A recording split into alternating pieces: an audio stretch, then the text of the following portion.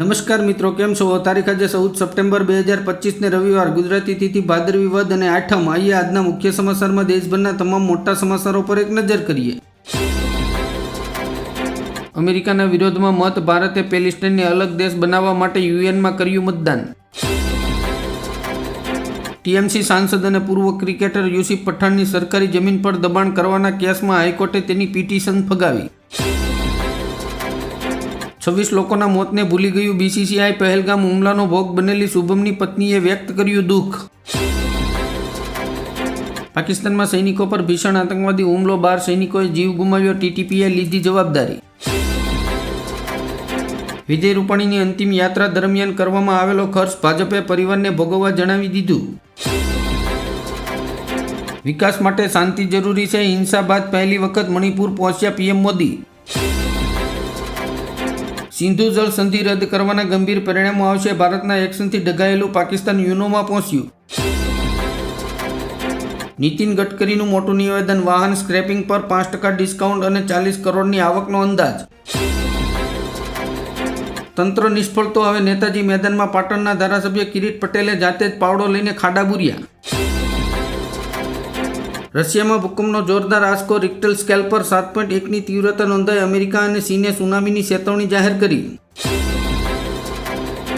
ઉદ્ધવ ઠાકરેએ કહ્યું, Bharat Pakistan cricket match રમવાથી સૈનિકોનું થશે અપમાન. શિવસેના રસ્તા પર ઉતરીને કરશે સખત વિરોધ. મુંબઈ એરપોર્ટ પર નકલી પાસપોર્ટ કૌભાંડનો પર્દાફાશ. નેપાળ અને બાંગ્લાદેશના 2 નાગરિકોની ધરપકડ. હાથના કર્યા અહીંયા વાગ્યા. અમેરિકામાં મોંઘવારી ફાટી નીકળી. ખેતરોમાં શ્રીમકો ઘટ્યા. ગરીબી અને બેકારી વધી. નેપાળની પરિસ્થિતિએ મુશ્કેલી સર્જી. સુરતના વેપારીઓના 100 કરોડથી વધુના પેમેન્ટ ફસાયા. યુક્રેન યુદ્ધ વચ્ચે અમેરિકાએ G7 સાથી દેશોને રશિયન તેલ ખરીદનારા દેશો પર ટેરિફ લાદવાની હાકલ કરી. નીતિન ગડકરીનું દર્દ સલકાયું. કહ્યું, રસ્તા બનાવવામાં ભૂલ એન્જિનિયર કરે છે અને બદનામ મારે થવું પડે છે. કચ્છમાં ખરાબ રસ્તાઓના કારણે ટ્રાન્સપોર્ટરો હડતાલ પર ઉતર્યા. નો રોડ નો ટોલના નારા લગાવ્યા.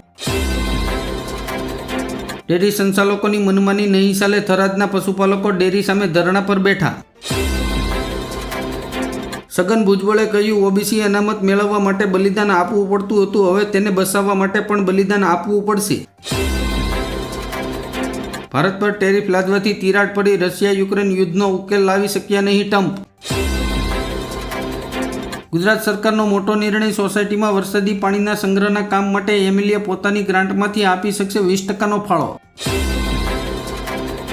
ઉત્તર કોરિયામાં વિદેશી ટીવી શો જોનારાઓને હવે મોતની સજા મળશે. તાનાશાહ કિંગ જોનનું ફરમાન. અમિત ચાવડાએ કહ્યું, મંત્રીપદની લાલચમાં કોંગ્રેસમાંથી ભાજપમાં ગયેલા અર્જુન મોઢવાડિયાને અત્યાર સુધીમાં લીલો પોપટ જ મળ્યો.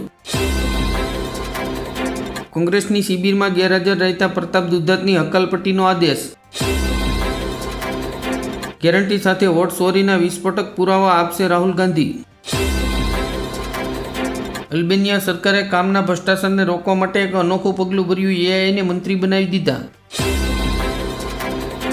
જગત જમાદારે જોઈ લીધી ભારતની તાકાત. ડોનાલ્ડ ટ્રમ્પના જ નહીં, અમેરિકાના પણ બદલાઈ ગયા સૂર.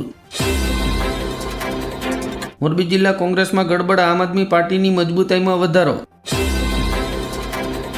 જૂનાગઢથી કોંગ્રેસે 2027ની ચૂંટણીની તૈયારી કરી. રાહુલ ગાંધી નવનિયુક્ત પ્રમુખોને શીખવાડશે નેતાગીરીના પાઠ. મહારાષ્ટ્રના રાજકારણમાં ગરમાવો. ઠાકરે બંધુઓએ કરી 2.5 કલાકની મુલાકાત.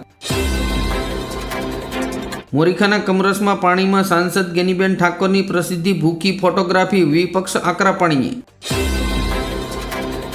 ગુજરાતમાં કોંગ્રેસના નેતાઓને હાઈકમાન્ડે આપ્યું 90 દિવસનું અલ્ટિમેટ. જે લોકો કામ નહીં કરે તેની પાસેથી હોદ્દો છીનવી લેવામાં આવશે. હાર્દિક પટેલની ધરપકડ. વોરંટ છતાંય ન થયા હાજર. કોર્ટે 2 દિવસમાં ધારાસભ્ય સામે બીજું વોરંટ ઇસ્યુ કર્યું. નડિયાદમાં ભાજપ કોંગ્રેસનો મોરે મોરો. કોંગ્રેસ અને ભાજપના નેતાઓની છૂટા હાથે મારામારી. ગુજરાતમાં વરસાદનું જોર ઘટ્યું. આગામી 14થી 16 સપ્ટેમ્બર દરમિયાન દક્ષિણ ગુજરાતમાં ભારે વરસાદની હવામાન વિભાગની ચેતવણી. જૂનાગઢમાં રાહુલ ગાંધીના સ્વાગતમાં પાકિસ્તાની ગીતો વગાડ્યા. ભાજપ થયું ગુસ્સે. કહ્યું, દેશનું અપમાન છે. ભારતે ચીન માટે ઊભો કર્યો નવો તણાવ, પાડોશી દેશને મોકલવા જઈ રહ્યું છે બ્રહ્મોસ મિસાઇલ. સુપ્રીમ કોર્ટે કંગના રાણાવતની માનહાનિના કેસને રદ કરવાની માંગ કરતી અરજીઓ પર સુનાવણી કરવાનો ઇનકાર કરી દીધો. દેશના 15મા ઉપરાષ્ટ્રપતિ તરીકે સીપી રાધાકૃષ્ણએ ઉપરાષ્ટ્રપતિ પદના લીધા શપથ. પીએમ મોદી આજે જ્ઞાન ભારતમ પોર્ટલ લોન્ચ કરશે. તે હસ્તપ્રતોના ડિજિટાઇઝેશન તરફ એક મોટું પગલું લેવાશે. બનશે લોજિસ્ટિક હબ. મુંબઈ બાદ કનેક્ટિવિટીમાં સૌથી આગળ સુરત. માસ્ટર પ્લાન તૈયાર. ગૃહિણીઓનું બજેટ ખોરવાયું. ભારે વરસાદથી શાકભાજીના ભાવમાં તોતિંગ વધારો. દિલ્હી હાઈકોર્ટ બાદ બોમ્બે હાઈકોર્ટને બોમ્બથી ઉડાવી દેવાની મળી ધમકી.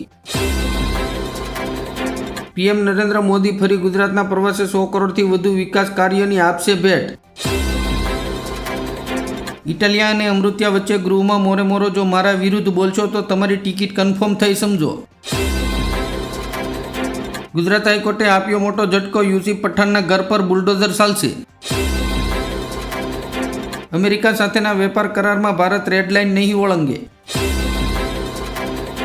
રાષ્ટ્રપતિએ 1970થી અત્યાર સુધીમાં 90% બિલોનો 1 મહિનામાં નિકાલ કર્યો. કેન્દ્ર સરકારનો દાવો.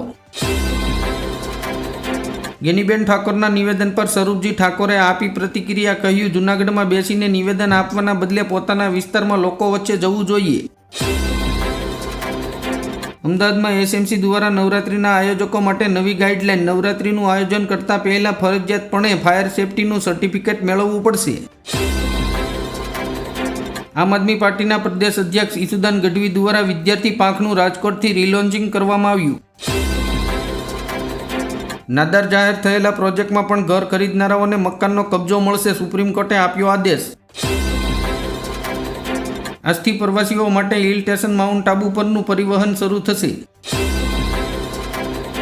મુંબઈમાં વાહનોનું પ્રદૂષણને રોકવા માટે મહારાષ્ટ્ર સરકારની મોટી જાહેરાત. તમામ વાહનો માટે પેટ્રોલ ભરાવવા માટે પીયુસીનું પ્રમાણપત્ર હોવું ફરજિયાત બનશે.